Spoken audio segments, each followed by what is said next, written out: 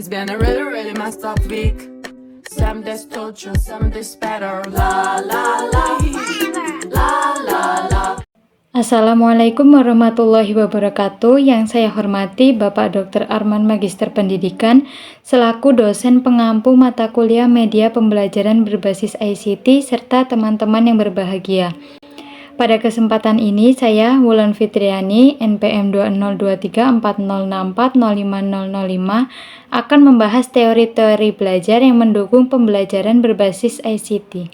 Yang pertama ada teori behaviorisme menurut Skinner. Teori ini menyatakan bahwa belajar itu adalah perubahan perilaku yang bisa diamati.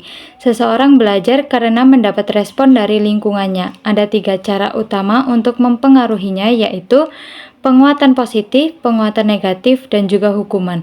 Lalu yang kedua ada teori perilaku kognitif menurut Robert.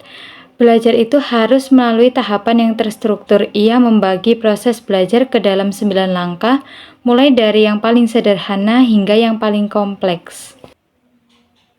Yang ketiga yaitu teori pemrosesan informasi menurut Atkinson dan Shiffrin. Teori ini mengibaratkan otak manusia seperti komputer yang memproses informasi melalui 3 tahap, yaitu memori sensorik, memori jangka panjang, dan memori jangka pendek.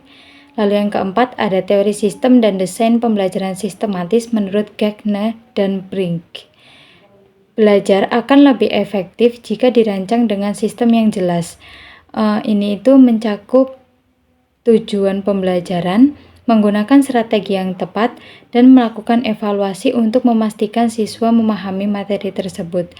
Lalu yang kelima ada teori aktivitasme sosial menurut John Dewey. Teori ini menyatakan bahwa belajar terjadi melalui pengalaman langsung dan interaksi sosial. Siswa lebih memahami konsep jika mereka terlibat dalam aktivitas nyata yang relevan dengan kehidupan sehari-hari. Yang selanjutnya ada teori kognitif sosial menurut Albert Bandura. Teori ini menjelaskan bahwa siswa belajar melalui pengamatan dan meniru perilaku orang lain.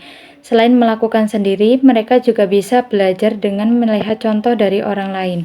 Lalu yang ketujuh ada teori perkembangan anak menurut Jane Pace. Teori ini menekankan bahwa perkembangan kognitif anak terjadi secara bertahap sesuai dengan usia dan pengalaman mereka. Anak-anak akan menyesuaikan informasi baru dengan pemahaman yang sudah mereka miliki atau asimilasi, atau mengubah cara berpikir mereka untuk memahami sesuatu yang baru, atau bisa disebut dengan akomodasi. Lalu yang selanjutnya ada teori scaffolding menurut Lev Vygotsky. Teori ini menekankan bahwa anak-anak belajar lebih baik dengan bimbingan dari orang yang lebih ahli. Bantuan ini diberikan sesuai dengan kebutuhan lalu dikurangi secara bertahap saat anak mulai bisa mandiri.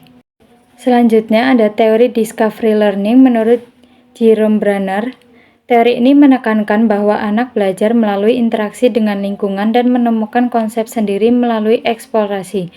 Guru berperan sebagai fasilitator yang memberikan kesempatan kepada siswa untuk mencoba, mengamati, dan menemukan sendiri pemahaman mereka. Lalu yang selanjutnya yaitu ada teori kecerdasan majemuk menurut Howard Gardner. Teori ini mengemukakan bahwa setiap individu memiliki jenis kecerdasan yang berbeda-beda seperti linguistik, logika matematis, spasial, kinestik, musikal, interpersonal, intrapersonal, dan naturalis. Pembelajaran harus disesuaikan dengan potensi kecerdasan masing-masing siswa agar lebih efektif. Demikian materi yang dapat saya sampaikan, kurang lebihnya mohon maaf dan kepada Allah saya mohon ampun. Saya akhiri, wassalamualaikum warahmatullahi wabarakatuh.